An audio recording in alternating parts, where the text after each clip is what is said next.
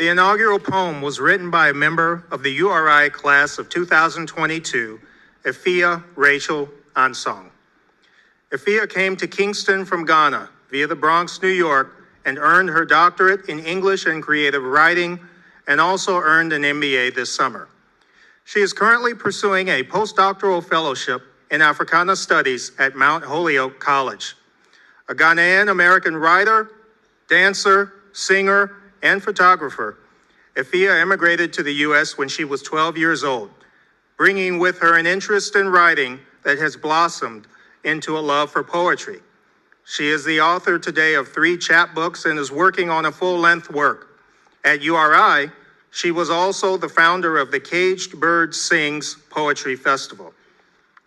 It is my pleasure to introduce Afua Ansong, who welcomed the challenge to write the inauguration poem and celebrates the inclusion of poetry in this special occasion. Please welcome Afua Ansong.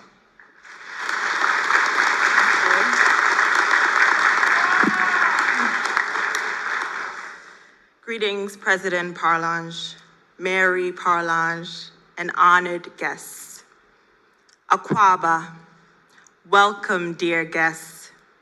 You must have exhausted yourself to get here. Exchange sleep for gravity to stay alert in your bones. You must have skipped breakfast this morning with a prayer or a song to the earth, but you are here. Welcome.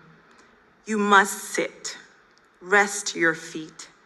Let me bring you some water before you speak. What message do you bring to these New England skies, the land of the Narragansett and the Niantic? Ah, you sigh. You tell me you are from New York, from Connecticut, from Melbourne, Australia, from Washington, D.C., where all of America's secret lies in the archives of foreign jaws, from California, the Golden State, where I refuse to walk on the Red Bridge because from a distance it swayed like my childhood dreams. From Burkina Faso, the land of honest men, where women eat courage as a supplement for survival. From Ghana, the land of gold, where my mother's mother still lives even after losing her first child. From Nigeria, the land of oil, where I learned to call God in other tongues, or your local.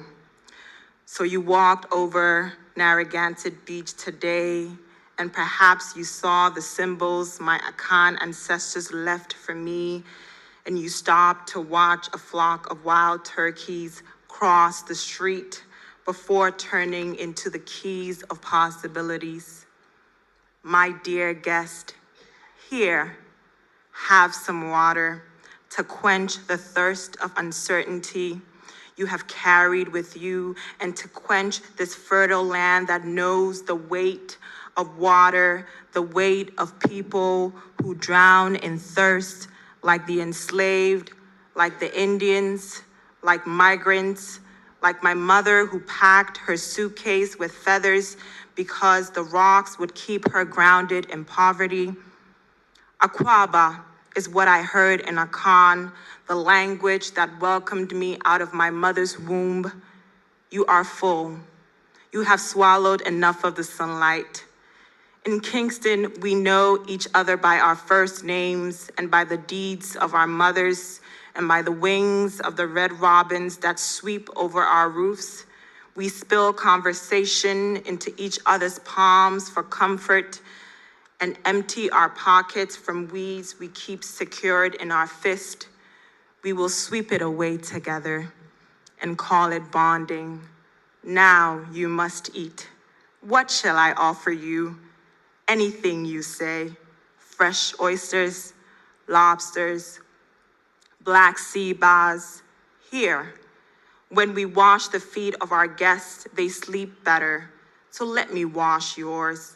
And then you run over the lavender field there, bare, on your toes, and the air from Route 138 running its hands through your scalp. Won't you stay?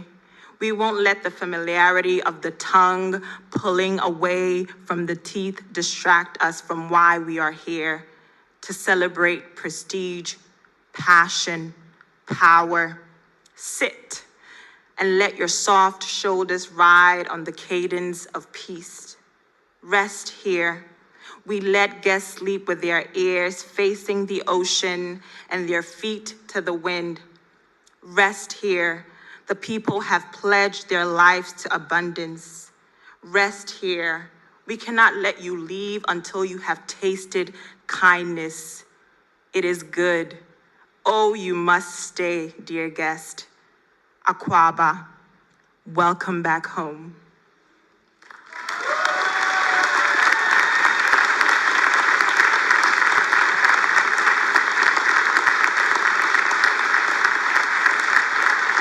Thank you, Afua.